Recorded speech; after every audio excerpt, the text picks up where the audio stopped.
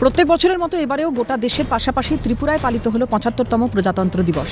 এবছরও রাজ্যভিত্তিক মূল অনুষ্ঠানটি অনুষ্ঠিত হয় রাজধানী আগরতলার আসাম রাইফেলস ময়দানে।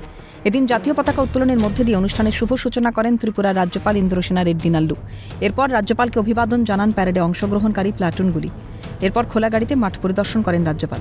প্রজাতন্ত্র দিবস উপলক্ষে যে সমস্ত ত্রিপুরার পুলিশ আধিকারিক এবং কর্মীরা রাষ্ট্রপতির অনুমোদনে বিভিন্ন পদকে ভূষিত হয়েছেন তাদের নাম ঘোষণা করা হয় এদিন। ২০২৪ সালে স্বাধীনতা দিবসে তাদের প্রত্যেককে বিভিন্ন পদকে অলঙ্কৃত করা হবে বলে জানানো হয়।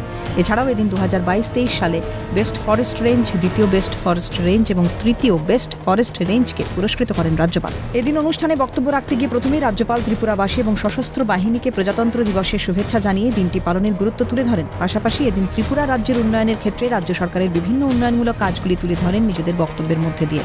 ত্রিপুরাবাসীর উদ্দেশ্যে বাংলা ভাষায় বক্তব্য রাখতে দেখা যায় রাজ্যপালকে। অনুষ্ঠানে রাজ্যপাল ছাড়াও উপস্থিত ছিলেন ত্রিপুরার মুখ্যমন্ত্রী ডক্টর মানিক সাহা, মুখ্য সচিব জে.কে. সিনহা, ত্রিপুরা রাজ্য পুলিশের মহানির্দেশক অমিতাভ রঞ্জন, আগরতলা পুর নিগমের মেয়র দীপক মজুমদার সহ কেন্দ্র ও ত্রিপুরা রাজ্য সরকারের উচ্চপদস্থ আধিকারিকগণ এবং রাজ্য পুলিশের আধিকারিকগণ। এদিন প্রজাতন্ত্র দিবস উপলক্ষে আগরতলার আসাম রাইফেলস ময়দানে কুচকাওয়াজে অংশগ্রহণ করে মোট ১৬টি প্লাটুন। এছাড়াও এদিন প্রজাতন্ত্র দিবসের অনুষ্ঠানে ত্রিপুরার বিদ্যালয় শিক্ষা দপ্তর, ক্রীড়া ও যুব বিষয়ক দপ্তর ও অন্যান্য দপ্তরের উদ্যোগে সাংস্কৃতিক অনুষ্ঠানের মাধ্যমে ত্রিপুরায় পালিত হল দেশের ৭৫তম প্রজাতন্ত্র দিবস। ত্রিপুরা থেকে মনীষা ঘোষের রিপোর্ট, ক্যালকাটা নিউজ।